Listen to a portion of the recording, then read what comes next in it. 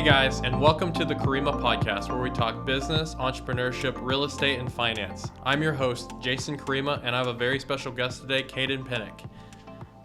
Caden is a wholesaler, he's a world traveler, and he's doing a lot of really cool stuff with real estate, and I'm just really excited to dive into his story and how he got started. Yeah, thanks for having me. This is a really cool studio. I'm glad to be here and chatting up with Jason about all types of stuff, and so I'm really glad to be here. Yeah. So you just kind of blew up with real estate. Like, you're wholesaling, you're doing all these different investments and things. How did you get started? So it probably started when I was in Costa Rica. Okay. And so I had a buddy that had recently gotten into real estate, and I don't remember what I was doing that day. I think I was like on a volcano or something, like taking a hike up a volcano. And when I finally got some signal, like I got a text from my buddy, and he sent me this picture of a check, and I was like, what's that from? And he's like, dude, I just did my first real estate deal. At this point, real estate completely foreign to me. I was never taught about it. Growing up, I never had looked into it. I never researched it. And this was about 2 years ago. And so it was around this time in 2021. And he's like, hey, if you want me to teach you more about this when I get back, like, I'll be happy to have dinner with you. And what's crazy about this is me and this kid weren't like really good friends. I think we were chatting about something, and he just sent me a picture of that, and it sparked my interest because I knew that if I wanted to keep doing what I love, traveling, I'm going to need to make more money and find an area to put my time in that would serve me well, like for my travels and my future family. Yeah. And buying the stuff I enjoy. And so we got back into town, and we ended up having dinner, and he kind of laid everything out to me. It was still foreign. It was still it was just unfamiliar, and he kind of laid out exactly how he did it. And he asked if I wanted to join up with him because he thought that I had quite a bit of potential to really succeed in this area of real estate, which was wholesaling. And so I would say fast forward 3 weeks, I'd done research. I'd looked for off-market properties. I'd started cold calling people, and I'd found a like for sale by owner posted. It might have been on Zillow or Facebook Marketplace, and I noticed the price was pretty cheap, and I still knew hardly anything about real estate, and so I was just kind of oblivious. You know, there could have been major stuff wrong with that house, and that's why it was cheap. But I got in contact with that owner and let her know what I was doing, and I was transparent, and she agreed to sell it for like $25,000. Wow. This property, and it wasn't in a terrible part of Joplin. It was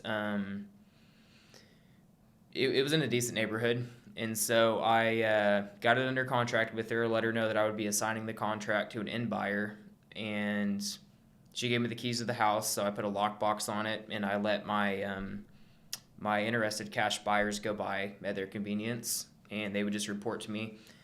And so the day after I got that contract, I had it posted on Facebook that previous night, just marketing it better. And I think I wanted to see what would happen. And so I had it under contract for $25,000, and I put it on Facebook for $40,000. And the next morning, I had two Hispanic guys I kind of know go by there that were looking for their next flip, and they wanted to buy it for $39,000. Wow!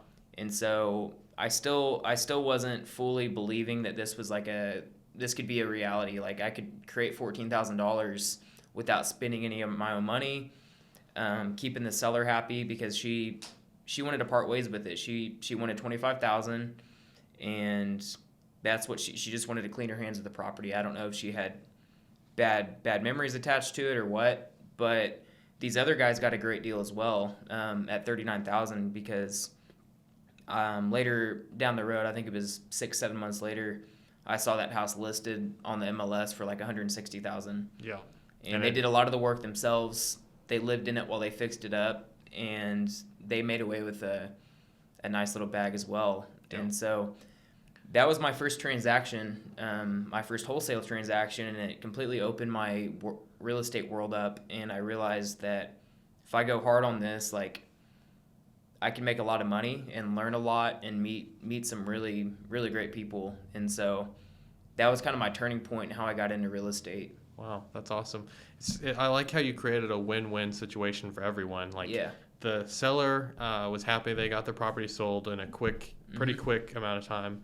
2 weeks, I believe. Yeah, that's super fast. And then you made some money yourself, and then these investors also made great money on top of it. So literally everyone won in that scenario. Yeah, and that's awesome, man. And that's my I would say that's my approach still to this day. Is I like to keep just a happy seller and a happy buyer, because essentially when you're wholesaling, people confuse it and they act like they're selling that property. And whenever I'm wholesaling a deal, I never try to advertise that I'm wholesaling a house. Like, I'm selling a contract that I have with the seller of that property, and that's where it can get confused and you can get in trouble if you promote that you're selling a house or you have this house for sale. You don't have anything for sale except a contract that you have with the seller. And so I really try to keep, as a middleman, I try to keep my seller and my buyer happy. And that keeps the whole transaction so much smoother. If you can keep the peace and put out fires where you need to, fix problems, and just communicate, answer your phone, I feel like that is something that has helped me have so many successful transactions. Yeah, I mean, I can attest to it. I mean, me and you did a deal a while back, and I really appreciated how transparent you were with me. We were able to negotiate the deal. Like, you had a little wiggle room, and you tried to help me get the best deal I could on it. And you were just really helpful and honest. And I feel like a lot of people kind of get a bad rap, or wholesaling in general gets a bad rap, because people aren't always honest and transparent. But you took a completely different approach to what most people would, and you were very open. So I appreciated that. Yeah, it was awesome doing that deal with you. And like you were telling me earlier, like, it's awesome to see it's almost complete. And it seems like yesterday, but it's been a long process for you because you've been the one, rehabbing it and fixing it and stuff. And it's cool that you're almost to the finish line on that property. Yeah, I'm excited to get it sold. Yeah, for sure. And what's interesting is, like, another wholesaler had sent me that deal, and obviously it was in your local market, and that wholesaler couldn't get it sold. I don't know if it was their marketing, and maybe they had it priced too high. And so it just shows, like, it really is all about connections with in this game. Like, you have to know people, and you have to know how to price things right, because people aren't going to want to touch your deals if you are holding it up for an extra $20,000 because you want to make $20,000 more, basically. Yeah. I'm a fan of, I'd rather sell quicker and have a smoother transaction at a lower price, because I'll do 5 or 6 of those in the time it would take me to put all that effort into one deal. For a higher price. So. So you said earlier we were talking, and you said this year you've done about 60, 65 deals already in this 1 year, and it's not even over. How does that feel? It feels pretty great. And what's crazy is I thought when I got to this point I would just feel like I was on top of the world, but I still have a pursuit to do more, I guess, and it really hasn't changed me that much. Like, I don't really feel that much different. I'm just like, this is the new normal. And so it's not anything that keeps me, like, on a, like an ego peak, where I'm just ecstatic, like I'm doing all these deals. Like, it's kind of just become the new normal for me. And so it's kind of what I expect of myself now. Yeah. And so, like, if I'm not closing 2-3 deals a week, I realize I need to hit it harder. I need to change my approach a little bit. But it's since that mindset shift, like, I haven't went back to doing the volume of deals I was doing last year. And so, I don't know. I think it's just expecting more of myself and knowing what I can accomplish and not settling for less, because I have a lot of goals that I need to meet and a lot of stuff I want to do. And so I have to keep growing. Like, I can't regress because, like, there's people relying on me. There's stuff out there that I want to accomplish, and I can't do it if I regress and my deal flow doesn't keep growing every year. Yeah. And I'm personally impressed about that because I know you travel a lot on top of it. And I feel like you have that, like, everyone's dream entrepreneurial lifestyle where you hustle and you have your grind, but also you take time with your family and enjoy going on these trips. And I think that's really amazing, man. Yeah, not very many people can accomplish that. So. I appreciate it, man. I think another thing about this aspect of real estate investing with wholesaling specifically, it's nice if you structure it correctly. You can travel, like you can have remote closings because you're the middleman, so you're not signing at closing. Yeah. You make sure your seller and your buyer are there on time. You schedule that, and the title company they'll cut you a check and you can pick it up when you get back, where they can wire you your funds for $25. Yeah. And so you can literally close deals from anywhere in the world and have the money wired to your account, and business can keep going when you're traveling. And so I think that's what's attracting me to keep growing with my wholesaling business is that freedom aspect. I don't have to be in one place. It allows me to be doing the stuff I love, but also still get business done. Yeah. Where I don't have to sacrifice one for the other. And how old are you right now? 23. That's amazing, dude. How many 23-year-olds would kill to be in the position you're in right now? I'm really grateful, man, and that's something I need to remember more often because I do hang out with a lot of older people, and so sometimes like I feel like I'm falling behind and stuff. Yeah. And that's just like the mental battle, you know, that you have to face every day, but I mean, I feel the same way. I feel like sometimes I'm like, gosh, I need to be so much further. But a lot of people are like, man, you're doing so well with everything you're doing. But to me, it's like I have like the internal clock that's ticking. It's like, oh crap, I need to be a lot further than I am. And, you know, but you need that time where you like appreciate what you've accomplished and appreciate like all the sacrifices you made because they are paying off. And a lot of times, you know, things don't always happen as fast as you might want them to. But as long as you're going in an upward trend, then I think you're going to be fine. For sure. Yeah, I appreciate that encouragement. It's like a battle of being content with wanting to continue to grow. Because like I don't want to beat myself up every day that I'm not at the, you know, like I'm not at the spot that I know I could be yet. Yeah. Because like it doesn't happen overnight, and so that's something I really need to just enjoy the journey, you know, and I need to fall in love with the journey because like I found the destination, like it feels good, but it doesn't last that long. Yeah. The journey really is what makes it worthwhile, and so that's what I'm on right now, that journey, and so I don't want to take it for granted, and so I want to enjoy this growing process and this time in my life where I'm learning so much and growing. I don't want to even have the time to like compare myself to what Joe over here is doing, you know? Yeah. And that's something I personally struggle with is like trying to like look around and see where other people are that I want to be in their place. But also it kind of gives me motivation to see like, okay, if they can accomplish this, I can accomplish this. Yeah. You know, if you hustle harder than someone else and they hit this spot at this age, you could probably hit it a little bit sooner. And even if it doesn't happen, like I believe that also God has a plan for your life. Like I believe you have to hustle and you have to go after your goals and your dreams, but also God has a plan for you, and you have to kind of take all things and consider all these different you know things, but ultimately you have a big influence on your life and your lifestyle and what you accomplish. So. Yeah, no, I'm totally on board with that. I totally agree. I think a lot of people have a lot more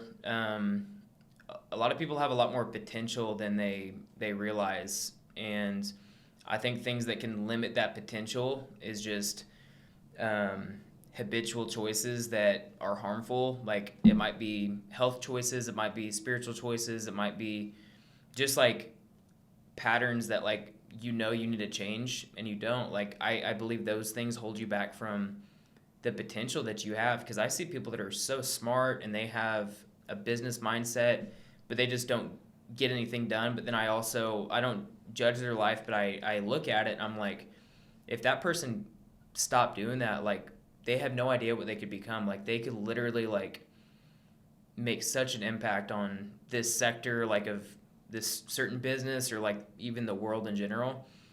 And I don't know. I pray that people have that wake-up call, because life is short and a lot of people have a lot of potential they never use. Yeah. It just goes wasted. Mm-hmm. And it's their own decisions every day that cause that. Mm-hmm. Like, God has a lot in store for certain people, and they stay in their old ways, and they never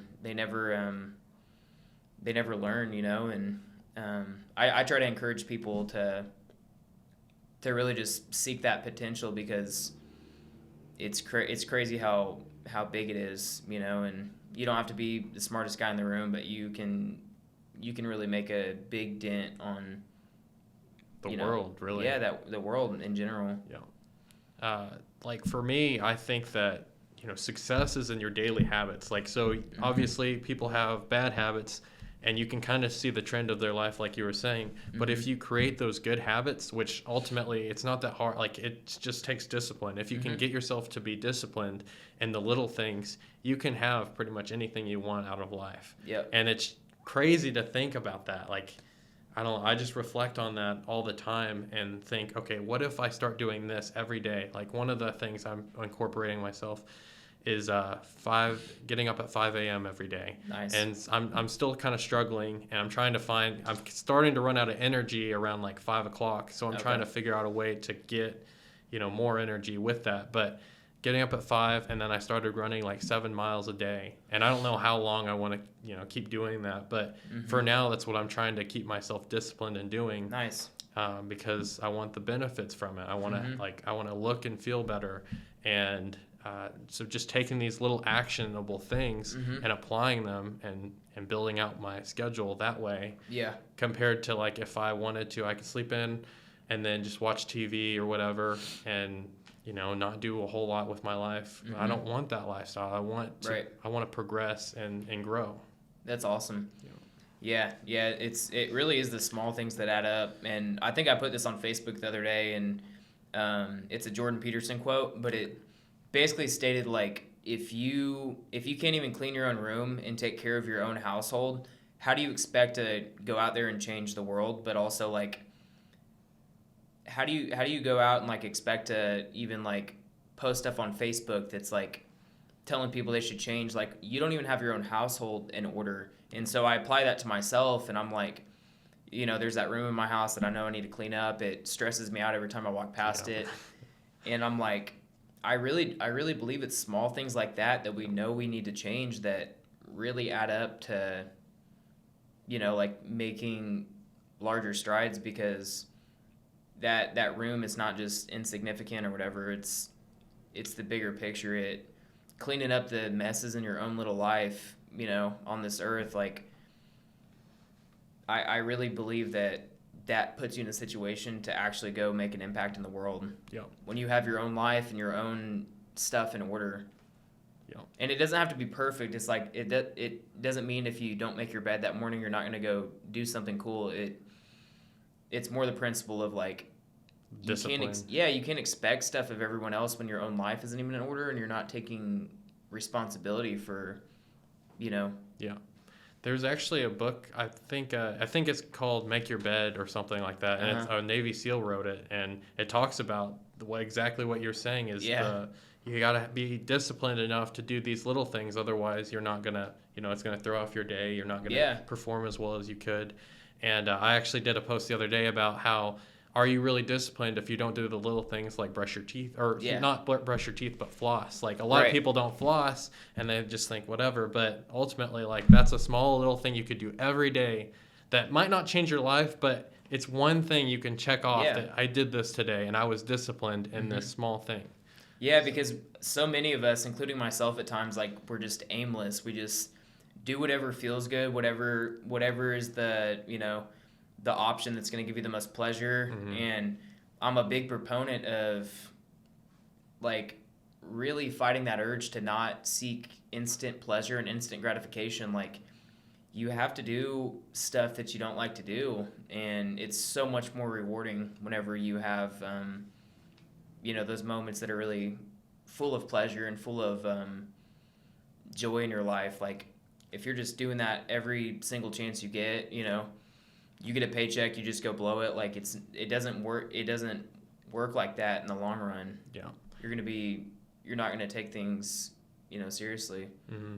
Les Brown had a great quote. I think it goes, if you make your life easy, your life will be hard. But if you make your life hard, your life will be easy. Mm-hmm. And that just shows like the little things. Like, what I want to do is watch TV or relax, but I know that won't get me the results that I'm after. Mm-hmm. So instead, I'm going to go read a book, or I'm going to go exercise, or, do whatever I know I should be doing. Mm-hmm. For sure. Yeah. So you're 23. You've had a lot of like life experiences already. You've done really well in business and all these different areas. Yeah. What's one of the best lessons you think you've learned in life so far? I feel like I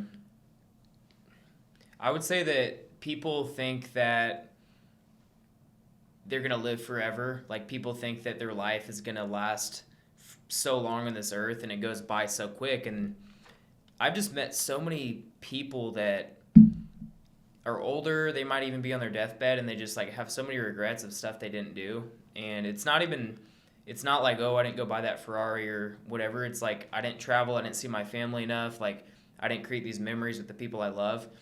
And so, like, I think one of the greatest lessons I've learned is, like, even if you're busy and you're building your business, take time to see the world. Even if you're a homebody and stuff, I think it's so important to see the world and realize that you're so small on this little earth, and just there's so many places out there that aren't like what you're familiar with. And I think, if anything, that just has helped me grow and have an understanding of other cultures, just have a better respect for what I do have here.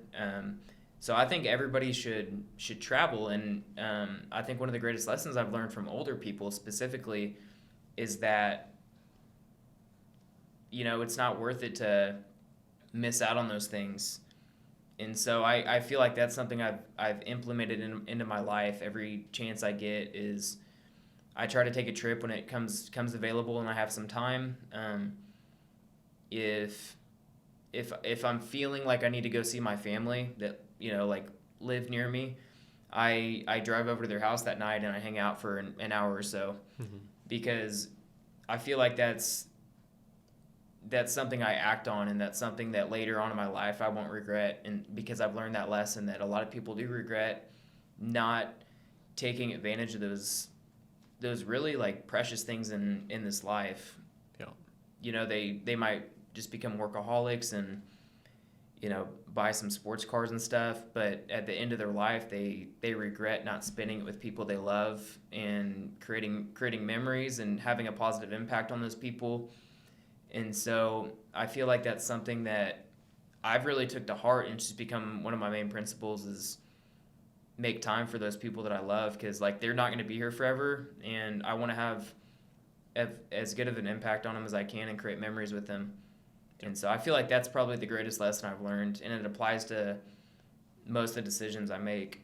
Yeah, it seems like it's the intangible things that are like the most important, and you don't really realize how much time you have. Like, we could die in a car accident tomorrow, and it's just like, would we regret not spending as much time as we possibly could with our families, or would mm-hmm. we regret, oh, I didn't work as much as I should have? Like, no, you're going to regret not spending the time with your family. Exactly. Or whatever. So, I mean, I love that lesson. That is mm-hmm. a really important lesson. And it's so cool to see you at 23 know that and be thinking about that constantly, because, mm-hmm. I mean, that'll just influence a lot of the decisions you make. And I'm really impressed. That's really wise beyond your years, man. Yeah, man, I appreciate that. And I think I have to give credit to, like, just since I was little, I've always been very observant, and I've always listened very well. And so, like, these people that have told me this stuff, like, that kind of just what's been important in their life and, like, what they regret, like, I've listened to those things. and I wouldn't be able to apply it if I didn't listen and realize how important it was. And so I'm a big proponent of listening to people that have more experience than you too. Yeah. And not thinking, oh, I'm young, I'm going to live forever, I'm going to, like that's just not the reality. And so I realized that one day I am going to die and like I'm not going to be here anymore. And like this precious life that God's given me on earth, I want to make the most of it, and I don't want to waste it for vanity. Yeah. Like I want to make a big dent on the things that I'm passionate about while I'm here. And in the meantime, I want to make time for those I love and those I care about and have connections with. And so I learned those things from listening to people that were wiser than me and that have taught me, like growing up, and I was observant and watched how they lived. And I think that's kind of how I took away like that really important lesson that I hold to in life. So what are some of those things that you really want to make a big impact on? Like I know you earlier we were talking and you said you went on one of those like sex trafficking busts a couple years ago, right? Yeah, it was about a year and a half ago. Okay. In Ukraine, it was kind of at the peak of the war, and so all these immigrants were basically fleeing the war, and the men were having to stay and fight. And so these women and children were essentially on their own. They didn't speak the language when they got into, Poland, when they got into Romania. They didn't speak the language, so they were misplaced. And so essentially what's happening is these traffickers are picking up vulnerable women and children at the border crossings, and they're posing as aid workers. And so essentially they are offering to give them free rides to these safe countries. Like they'll have a van that says like Germany, Romania, Switzerland, Spain, and these innocent, tired little children and women that are with their children that just made this journey across Ukraine, fleeing the war. They'll get in these vans because they don't know any better. Like if you were tired and misplaced and didn't even know what that person was saying, would the first thing you be thinking is, oh, they might be trying to traffic me. You might not even know what trafficking is. Like, you don't think of that as a possibility. And so in Ukraine specifically, that was a huge issue. And so our operators basically acted to help the women and children get to safe houses that were legit, and like so that they were not going to be trafficked, and they were protected and guarded. And we kind of just helped facilitate that transportation and making sure they were safe upon crossing the border, because it was like a train station that they would get off at, and then they would walk to the parking lot, and there would just be these like parking lots full of buses that had guys standing outside with not good intentions, and all they saw when they saw those women and children was a price tag. I mean, that's all they saw, how much money they were going to make on them. Gosh, their business, like they're just profiting off this war crisis through selling humans. And so I was convicted I should go when I got the call from my team leader, and to this day I don't know exactly whose life we impacted or whose life we helped maybe save from trafficking, but I think we were able to hopefully make a really good impact. And so I say that because something I really want to do with my life is, with the money I make, with my abilities and my gifts, like I want to make a dent in the human trafficking realm, because like people are not, like they shouldn't be for sale, but it's also deeper than that.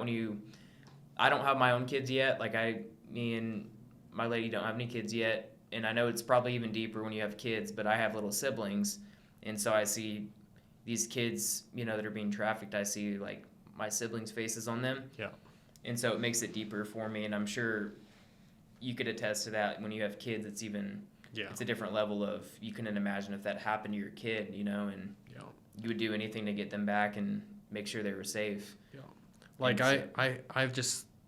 I know this is kind of graphic, but I think of whenever my kids are upset and like they might be in timeout or something and they get in trouble and then they're screaming because they're really upset. I think of like the kids that are sex trafficked, and like their screams and like how horrific the stuff they're going through, and it just breaks my heart. Like I feel like I love how you saw a problem and you actually took action and tried to make a difference. Like, and you did make a difference. And I was blown away that you told me that you actually went on one of those buses. Mm-hmm. That's amazing, man. Yeah, it was. I'm hoping on future trips that we might take over there. I don't know the details or anything, and probably I couldn't share even if I did. But I'm hoping that a lot of those people will be held accountable for the terrible things they do to children. Yeah, it can be a problem though, because there's a lot of corruption too, and so you have to be very careful with your investigations because the police are corrupt. Yeah, in a lot of places, and so you just have to be careful who you trust, because you could think like, oh, you're taking down this big high level trafficker, but they get tipped off and they're not there when you go to get them, and so you just have to be really careful. And so I think something that I want to do though in this sector with the money I make through real estate and other business ventures is like, I would love to build like a facility somewhere where these children, women, boys could go after they were rescued to get, the rehab and the healing that they need. They could have doctors, they could have school teachers, they can have armed guards, so there's no threat to them. Like that's almost more important than going on an operation and like identifying the threats, identifying the victims. After you rescue them, that's the most important part. And so I want to pour my money into projects that are backing those things, those ideas. And I think that's kind of what keeps that fire in me to keep growing and growing in my business, because I know eventually I'm going to be able to help facilitate something like that. That's awesome, man. I actually have very similar goals with like sex trafficking and stuff like that. Mm-hmm. Facilities would be good, assembling more teams that could go and do the bus. Like all these different avenues. It would help a lot. Like money is just really the only thing holding a lot of these nonprofits from going on these things. They need donations and they need funding, and so I think it's something that me and you both in our careers, like we're both passionate about that, and I think we're going to be able to help a lot. Yeah. And we can talk about ideas too, stuff we could even partner on eventually. Yeah, that'd be really cool. Yeah. Yeah. I mean, one of the things that really upset me was I saw a statistic that said America is the #1 consumer of child pornography. Yep. And so everyone thinks that, all this stuff is far away in other countries. No, it's happening here. Like we are a consumer of it, so we're like a byproduct of the problem. So we have to figure out, and I believe that sex trafficking is probably happening in America as well. Mm-hmm. And so I want more people to step up and try to make a difference in this, because I think it is something that we can eventually end. We could end sex trafficking in general. And it's not even just sex trafficking. It's there's labor trafficking, and there's all these other things that a lot of people aren't educated on. They have no idea.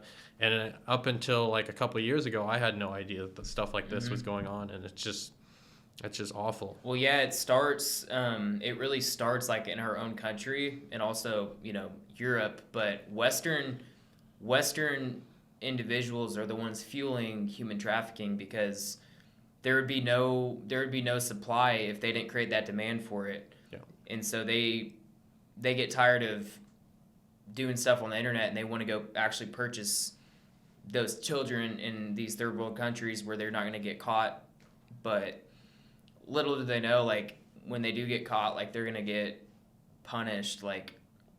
They don't want to. I don't know about the extradition laws specifically, with certain countries, but I know that they don't take it lightly, and so there's actually laws being passed, and I know some people pushing for certain laws to be passed in places such as Thailand, Indonesia, Cambodia, to make it more stricter punishments for these traffickers that go over there and these customers that purchase children. And so I think that's a huge part of it too. Yeah, that sounds like a step in the right direction. Yeah, it's not going to be okay if you get caught with you get caught buying an underage girl or boy. Yeah.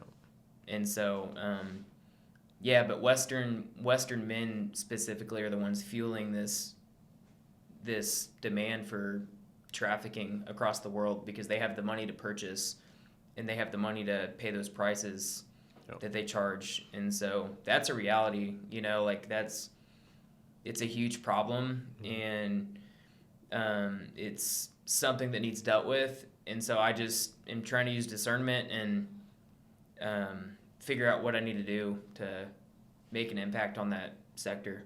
Yeah, absolutely. So you mentioned how passionate you are about sex trafficking and all that, that whole sector. What did you want to do career-wise originally? Yeah, so probably up until I was 20, 21, until I got into real estate, really. I was going to school and I wanted to be a investigator. I wanted to investigate crimes against children.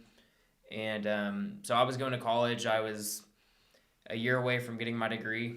And that's when I met my wife, and she started going to college, and I was paying for her school, and I didn't feel like paying for 2 different colleges every semester. And so thankfully I found real estate, around that time, and I didn't really have to go to school anymore. And she was able to still pursue what she was passionate about and getting her degree. But me personally, I wanted to be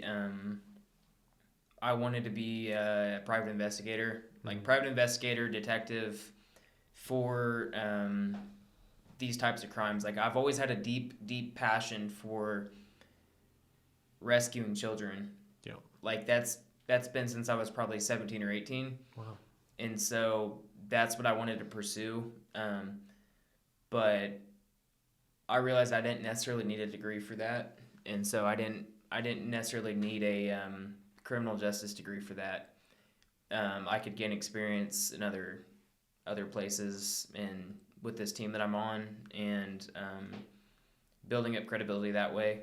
And so I think it was nice. Like I'm glad that I didn't go all out for a degree that I didn't necessarily need. Yeah. And I transitioned and learned a lot of other valuable skills. Yeah.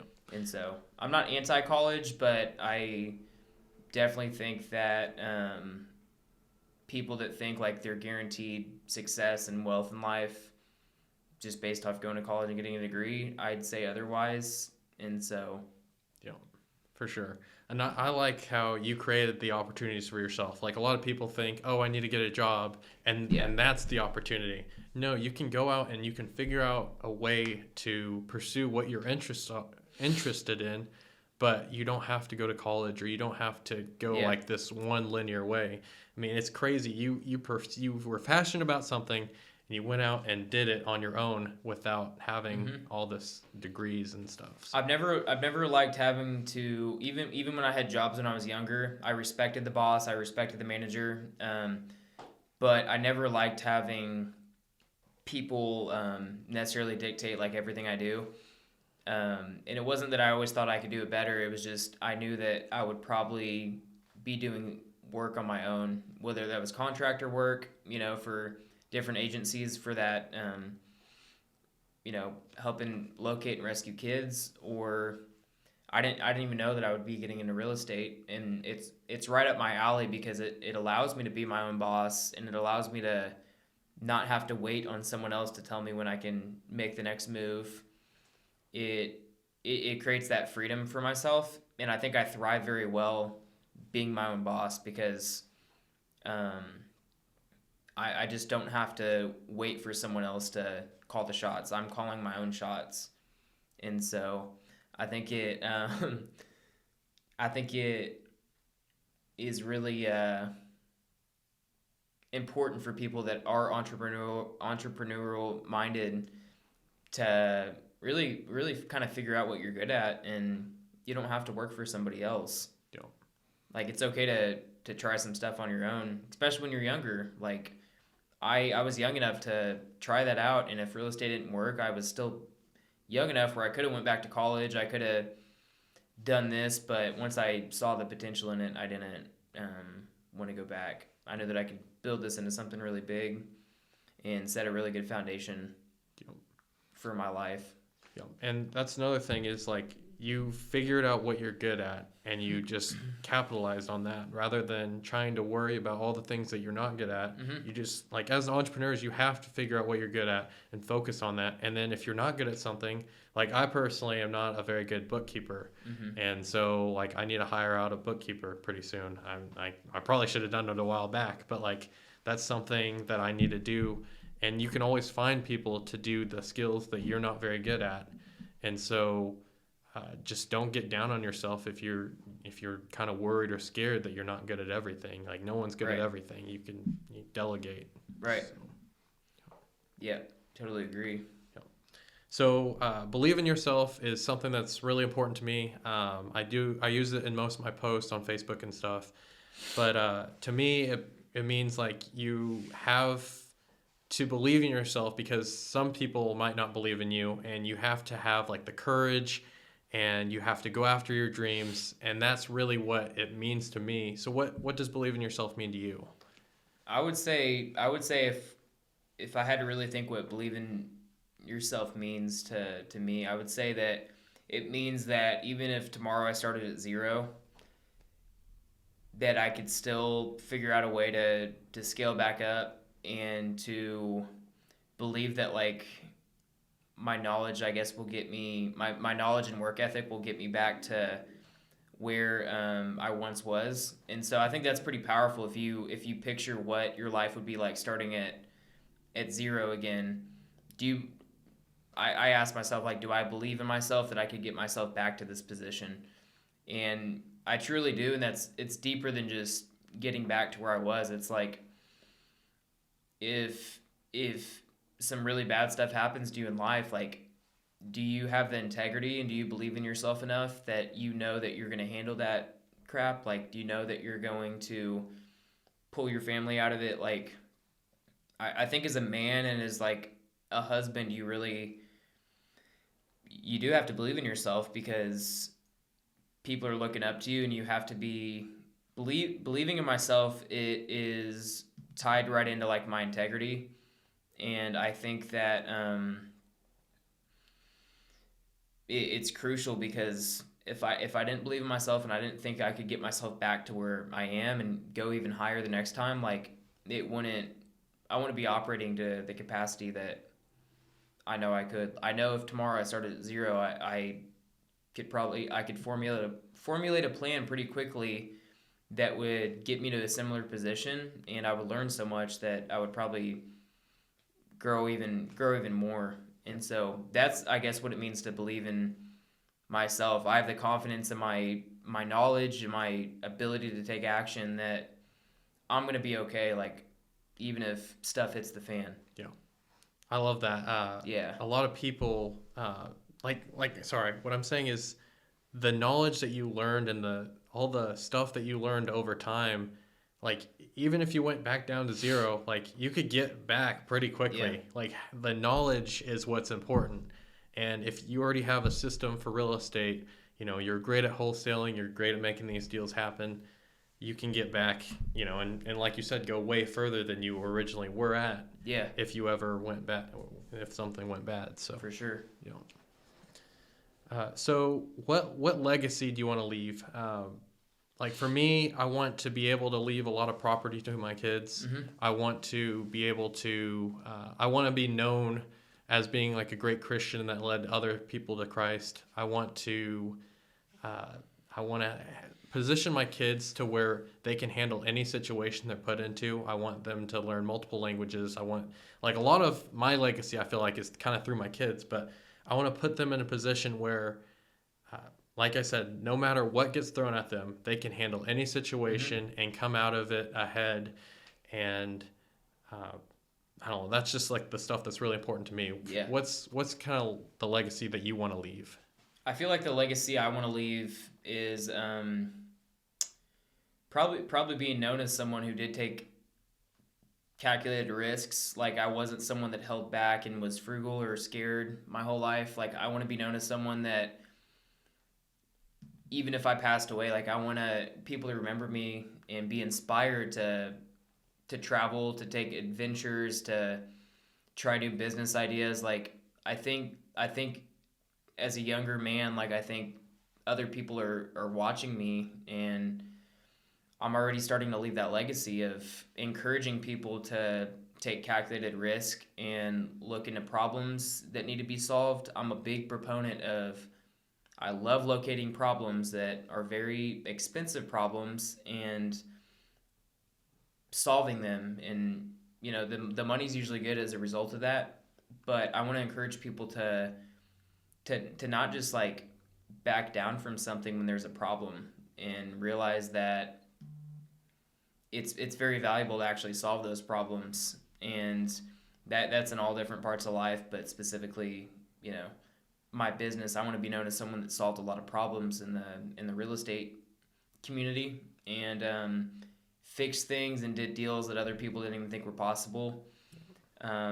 So kind of just, I want to leave a legacy of someone who didn't hold back from, like what they were passionate about in life, but also just like the adventure of life. Because this life God's given us, it is an adventure, and there's so many things to explore, like on this side of heaven. And I want to be known as someone that kind of like went all out and saw what was out there, and went to these crazy places around the world, and I don't want to be known as the person that lived my life in fear and never took any risks. And so I think that's one of the biggest things, and that's actually the first time I've ever answered that question. So I'm kind of like brainstorming in my own head, what do I want my legacy to be, and just speaking out loud. Yeah. And so that's a good question, but I think someone that was that took risks and didn't hold back from things, but also was full of integrity, and someone that was trustworthy, but like got his stuff done and taken care of, and made sure his people, like my family and the people close to me, like were always taken care of. I don't want to leave that in question when I pass. I want that to be a legacy that I leave, like people were taken care of that I was responsible for. Yeah. Well, that's awesome. Like, yeah. You answered and that. Whether that be like, when I say I want them to be taken care of, that's not just with money or possessions. It's also the knowledge that I share with them. I want to leave with them with the knowledge that I've learned from very intelligent individuals, and just my life experience. I want to leave them with those type of memories about me, and I want that to be my legacy. Man, that's one of the best answers I've ever heard. Like that's pretty much exactly what I want as well. So That's really cool. Yeah, I'm glad we can relate on some of those. Yep. So what are some of the goals that you're currently working on? Yeah, so I've been lately, I'd say this past year, I've had a mentor that has really poured into me with fixing complex title problems. And so I'd say that's something that has been very fascinating to me. There's properties sitting in every city across the country that can't be transacted because they can't have insurance. The underwriters will not insure that deal, which is kind of everything. I mean, the title company is an insurance company that gives that property insurance. Like they're making those decisions. And so I'm locating problem properties, and I get them at very good discounts, and I've been solving these problems on them for some great returns. And so I say that because I would love to scale that side of my business up in these bigger markets, because the returns are a lot bigger, and there's just as many problems in these bigger metro areas, but the spreads are incredible. Yeah. And so one of my goals is to help solve problems in those bigger metro areas, and build a team out that can do those in different markets. And so that's something I've really been thinking about a lot lately. And for real estate specifically, it's something that I'm not just going to solely transition into, but I'm continuing to learn every day. And the people that have helped me learn, I'm so grateful for them. And I'm just applying the action that they've taught me, simply put. And so that's one of my goals that I've been working on. I want to fix more title problems because the returns are so great. and teach others to do the same so they can work for me and do that in different markets. And I also want to start looking for different business opportunities that can be low overhead, very passive, and I've located a few opportunities that I think I'm going to act on soon. And one of those is I plan on finding a commercial location, just an office front, 2,000 square feet in the coming months, and basically have a mailbox business. So I want to rent out mailboxes for $20 a month, because FedEx, UPS, these smaller stores usually have wait lists, and some of them charge quite a bit, per month. And so I want to give entrepreneurs the chance to, rent a box from me, and they can use that as their physical address on their business accounts. They can have their mail sent there, have a couple employees running it. And it's a very passive business idea that I've looked into and wrote a plan out for. And so now it's just about getting everything together. Yeah. And so that's a goal that I've been working on lately, is just different streams of income. Yeah, that's actually really funny. We actually had an opportunity to do something like that, but we would have been partnered with one of the major carriers. Oh, okay. So kind of like I guess, I don't know, I'm going blank on that name. It wasn't franchise. It was like a franchise, basically. Yeah. And so that was cool that you're pursuing that. That's really neat, man. Yeah, I've done a lot of research and called other people that are doing stuff similar in different markets, and gathered a lot of information on pricing and how many spots they have open, on an average basis, what their vacancy rate looks like, and investigated their websites and what they offer. And I think that's what you have to do at first. You have to look into your competition, and they're not really competition because they're not even in the same markets I'm in. But I want to figure out what I can do better and how I can fix the problems that they're struggling with and do a better job than they're doing. Yeah. And what I liked about it was it's basically having a bunch of rentals as mailboxes. Yeah, small storage units. Yeah, it's pretty much passive income once you build it up. So low turnover rate too, because a lot of people once they take that as one of their addresses that they're receiving mail at, they're not going to just cancel that, because it's kind of a pain in the butt to cancel all those addresses for the different accounts you're using that for. Exactly. And so I think you can do it where it's really low cost, and in that same commercial building that's 2,000 square feet, you could fit a lot of other services into it as well. You could, ship packages for people, and have a business account with FedEx, UPS, and get pretty good rates. Yeah. And you could also you could have a notary on staff. People could come in and do, sign papers with the notary. That's another stream. It all adds up, and I'm very fascinated with fitting as many streams as possible into as small of a square footage space as possible. Yeah. With as little employees as possible. Yeah, exactly. And taking that model and just putting it in other markets. Yeah. And I think it's pretty doable. Yeah. If you manage stuff right and get your mailbox slots filled up first and foremost, because that'll be consistent. And it's relatively it doesn't take really skilled laborers to run it. You can have a good system where you can scan the mail in and give people a 24-hour access key card, have good security. Another selling point to people to do that with the business you open up is a lot of people don't want their packages sitting on their porch all day when they're at work. Stuff gets stolen. People steal out of mailboxes, whatever. And if it's close by, in close proximity, and they can just swing by whenever they need to, pick that stuff up.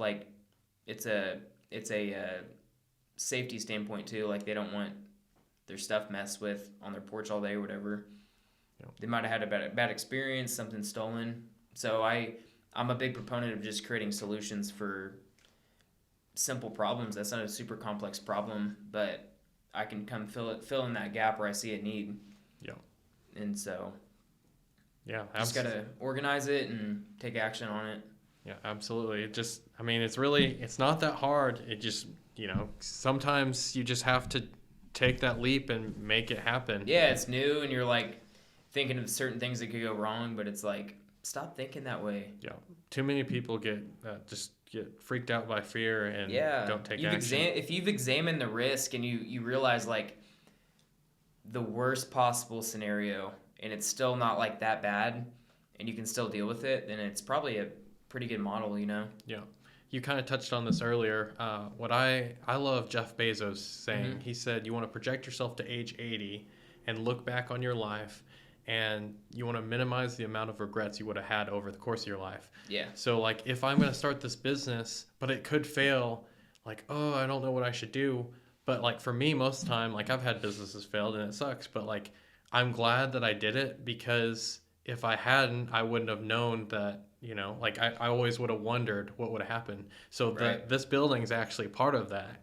So we started the everything shop. We sold big box store merchandise at a discount, and like Amazon returns and Lowe's returns, stuff like that. Yeah. And it wasn't a very good business for me personally, and it basically failed. Well, we were left with the building, like a 4,200 square foot building. So we put our phone store in it, and then we have like a little event center. We have the studio in it. I have my office, and then I have the warehouse I use for my real estate materials. So it ended up working really well, and I think God kind of lined that up for me, because a few weeks before we were supposed to close on the building, me and Haley were going through the numbers on the everything shop idea, and we're like, crap, I don't know if this is going to actually work.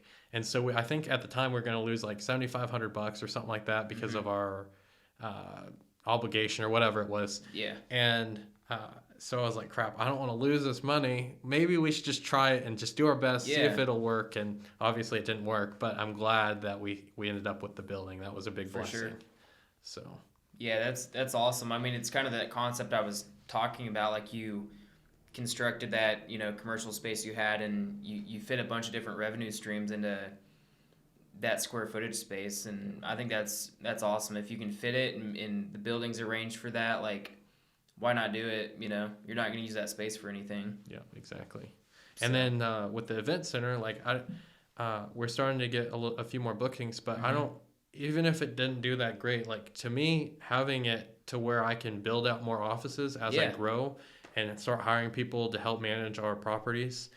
And then maybe eventually if I grow to where I have a property manager and then a project manager too for all the flips that we have. Yeah. Like we'll have space for them. And so it's something I can kind of grow into over time. So it worked out really well. So I'm just really thankful for it.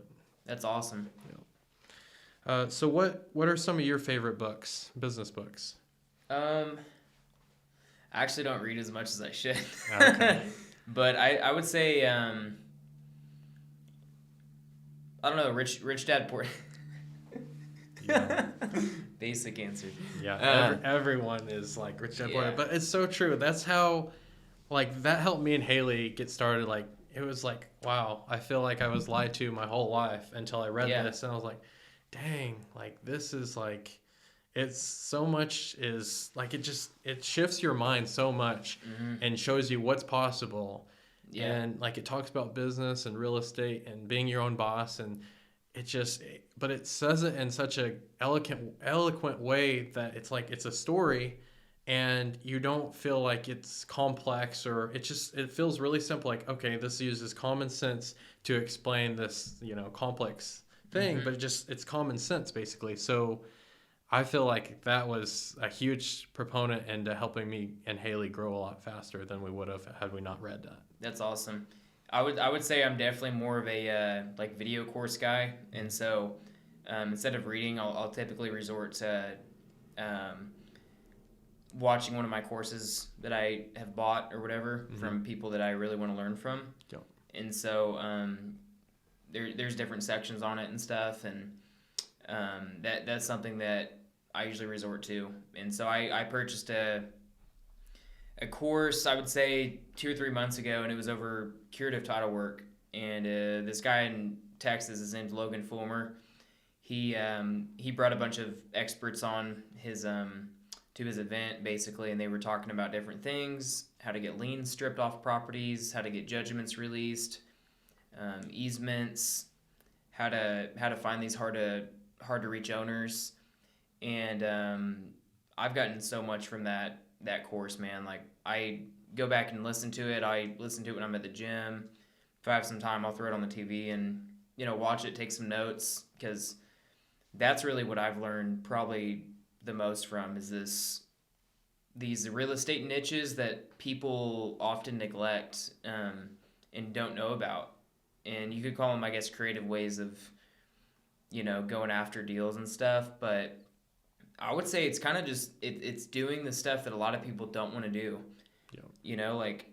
What would you do if you had a property that came up and it had a bunch of liens attached to it? You would probably just scrap it and call it a dead deal or whatever. Yeah. Because you weren't going to pay all those liens off. That's the easy thing to do. You don't want to pay cash for all those liens to be satisfied, and whatnot. But you can negotiate with those lien holders and you can get those released.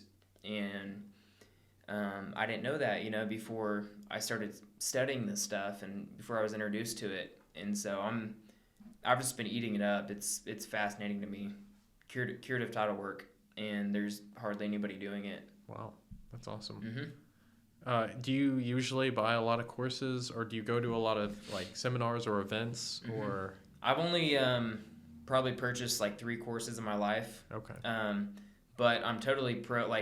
I'm pro course. It's just there's so many people out there that are you just don't know if they're serious about what they're going to be teaching and stuff. And so I'm very selective on who I'll actually give money to for a course.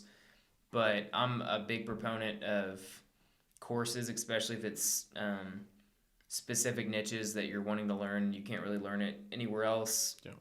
I'm a big fan of courses. I haven't been to any big seminars or conferences, but that's definitely something I'd like to do. I'd like to go down to Texas to Logan's next event and meet some of those guys in person, ask questions, and just meet each other in person. And so that's definitely on my agenda for this coming year. Yeah. Do you believe that your network is your net worth? Yes. Yeah. Yes, I do. 100%. I look at people that I went to high school with and I see who they still hang out with, and they have not progressed a single bit since they were 16, and they were good at sports or whatever. Yeah. And you see who they hang around, and that's just a prime example. And then that's all across the world. Who and who you spend the most time with, that's who you're bouncing ideas off of. That's who you're getting encouragement from. That's who you're getting, criticism from. So all those things influence you. And I truly believe I've met some really awesome people in real estate. I don't spend a ton of time just networking with everybody, but I have a very good circle of people that I have knowledge shared with. I bounce ideas off of. I get perspectives, and all those have helped me do some really, really big deals and a lot of deals, because a lot of those were bounced off of people in my network and maybe even sold to people in my network. And so I would say 100% your network is your net worth. Yeah. Who you hang out with it has a huge impact on what you're going to do in your life. No, I agree. And it's hard for people to grasp that, and I understand, because if you've never had good friends in your life, it's going to be hard to hear that and be like, okay, I just need to drop all those friends and go find a new crowd. It doesn't happen overnight, but it starts with identifying these connections and this network I'm a part of. It's not healthy, and slowly starting to find a new one. And so I understand how some people could take that as too harsh or whatever, but I truly believe who your network is what your net worth is going to be. Yeah. And a lot of people, they might be kind of young and hungry, so they'll go to the richest people they know, or whoever's in their circle or in their family. A lot of times people ask their parents, hey, I want to be rich. How do I become rich? Or, and then the parents won't know what to say. Like, Right. they don't know how to teach them. So, and this kind of goes to Rich Dad Poor Dad in a way, but like, I mean, he asked his dad, how do I become rich? He's like, I don't know, but your friend's dad does. So he went to him and got mentored by him and everything. Well, I mean, a lot of people, they might have someone in their family that's done better for themselves, but they might just have a high-paying job. They Right. weren't entrepreneurial or whatever, so Work they their way can't. up their ladder. Exactly. So they don't really know how to teach someone to grow and go on their own path. And so you got to go out of your circle and meet with people. Yeah. And that's how you grow, and that's how you learn. And then it also makes you a much more well-rounded person as well, Mm-hmm. because you kind of diversify and then learn from all these different people. Yeah. So, I think I don't know. I'm so fortunate to be in the position I am, and I know you are too. Like, just we're younger guys that have found some really, really good people to give us direction, and we haven't just taken that direction, and put it in the back of our minds. We've taken action on that, and we're prime examples of people that you surround yourself with. They'll help you get to where you want to go, but you're gonna need to take the action, and people respect you more too whenever they teach you something and they see you actually doing it. yeah. And so, like, they're gonna want to help you more. And because I have people all the time that they'll come to me and they'll be like, how do I get started in real estate? How do I start wholesaling? Those are good questions. Like, I love that you're wondering that, but I'm selective, like, on who I share with, because, like, I can already tell that this person just wants to make a couple $1,000, and then I've had that happen a couple times. I teach someone and they do their first deal and then they just, like, disappear, and then they're like doing something that is completely unrelated to what I taught them, and that's okay. But people do respect you a lot more when they pour into you, teach you, and you actually apply that. That's rewarding. I've done that with people, and they are still doing very well, and it's something that I'm proud of. Like, I was able to play a small role in their journey. Yeah. Well, that's awesome, and I bet it feels amazing. It does. Yeah. But then there's other people, like I said, that don't take any action after you pour into them or help them get a deal, and then it kind of just shows you, like, to be, I guess, just careful who you give your time to as well. Yeah. So how can people connect with you? Are you on Facebook if they have, like, questions? Yep, Facebook, Caden Pennick. If you send me a message request, I'll see it. Okay. I check those frequently. Yep. And so that would probably be the best place. Okay. Also Instagram, Caden Pennick. Yep. Just my name. So. Yeah. And I'll link all that. Cool. Do you have a final message that you want to give our audience? I would say it would be to stay curious, and, like, if you have an idea or you have a property, if this is the real estate people, if you have a property that you think is a dead deal, like, it's probably not. There's probably some options, and you can pull some of those dead deals out of your CRM and really make a lot of money. And so I would probably encourage people to not take no for an answer, and to research stuff for themselves, and to really just look into stuff, because I've had probably the most success just through not giving up and researching, specifically people that I didn't think wanted to sell their property, whatever. I wasn't contacting the right person. And so dig deeper and don't take no for an answer, and you'll be able to be ahead of the competition that way. Yeah, absolutely. For sure. Yeah. So is money what you thought it would be with real estate? Like, did you always grow up thinking that you had to have a bunch of money to start investing in real estate, or what was your perspective there? I did, and I think that's kind of the universal perspective on real estate. Like, oh, that guy's doing real estate deals. He must have millions of dollars saved up. He's buying all those cash.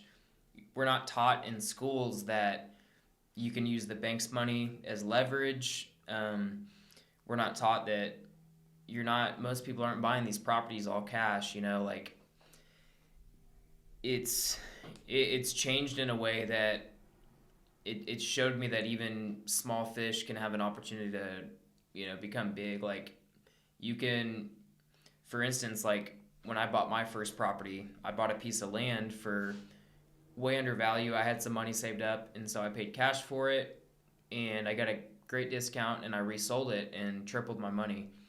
And so growing up, money wasn't a topic of conversation, and so really, like, when I got into real estate, I was infatuated with these big checks I could make. And at first, my first $5,000 check felt amazing. I thought I hit it rich. I had no idea about money still, because I was never taught I was never taught like what was considered like financial freedom, or how much was a lot of money. I knew there was rich people out there, but I didn't realize that you make your first check and you're still like, that's not going to last forever. Yeah. And then it would be a $10,000 check, $50,000 check, and it would get to a point where I just wasn't.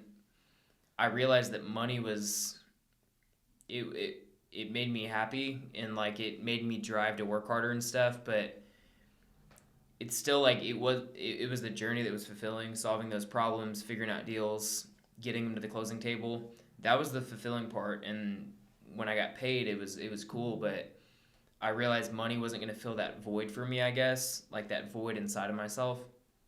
And so I just keep myself in check over that.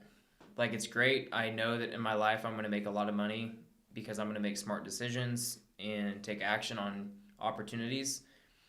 But I already have set myself up for success, because I'm not going to worship money, and I'm really going to be a good steward with it and not screw it off where it's just, all blown in a couple years. Yeah. And so I wasn't taught about money growing up, really, and I've learned through real estate how velocity of money and just the way you manage that money that you're making is so important. Making calculated decisions and examining the risk, beforehand. And like I said earlier, if that risk isn't substantial and it's not terrible, like take it, like pull the trigger on that. Yeah.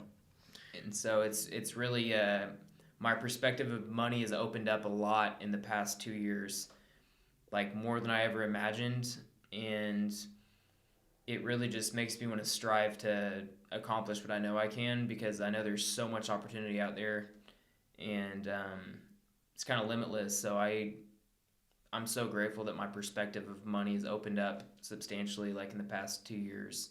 Yeah, mine's the same way. We've gotten a few checks over $50,000, and you think like, oh, $50,000, like that's so exciting, but that wears off. Kind of like whenever you get a new car or whatever, it's exciting at first, but it wears off. Even if and I've had checks where we hadn't cashed the money for a while just to make sure, and be praying over it where we're going to invest it next, or where we're going to put it, and it's exciting, but it's not like this huge deal. Like, right. 50,000 is 50,000, but it's still not that much money in the grand scheme of things. Like, I'm sure millions won't exactly feel like millions. I mean, with inflation and everything, and I don't want to sound unappreciative, because I really appreciate all I have and everything, but your perspective changes over time, especially whenever you get around people that are really, really successful. Yeah. You're like, okay, I thought this was like making it. Well, I don't feel like I made it, Right. So that's why that really is why your network like encourages you to continue to grow your net worth, because you're not. It sounds cliche, I guess, but if you're the top dog in your network, like, you probably need to find a new network. Yeah, that's exactly. That's why it's so important who you're hanging out with. If you're hanging out with all these smaller cats, like, you're not going to grow like to your potential. Yeah. And so I love learning from people that are doing a lot better than me. Yeah. And I don't envy them, and I'm not jealous of them. I'm taking away everything I can from them, and a lot of them are good friends of mine, and they don't let money like change them. Yeah, exactly. Like, me and you both know Caleb Marty, and he's just, he's a great, cool guy. It doesn't seem like he's this guy that's worth over $100 million. He just seems like another dude, and he's you see him out at a restaurant, and he treats you as his friend, and he's just he's a humble guy. I think that's something Caleb has really learned to kind of master. Like he hasn't let like money get to him, and he can still be a personable, good dude that you see out in public, and it's not like, oh, like I don't want to talk to that guy. He treats you as his friend, and like that's something I really respect about him. Yeah, I do too. Well, thank you guys for watching the Kurima podcast. Go give us a like and subscribe, and we'll see you on the next video. Thank you.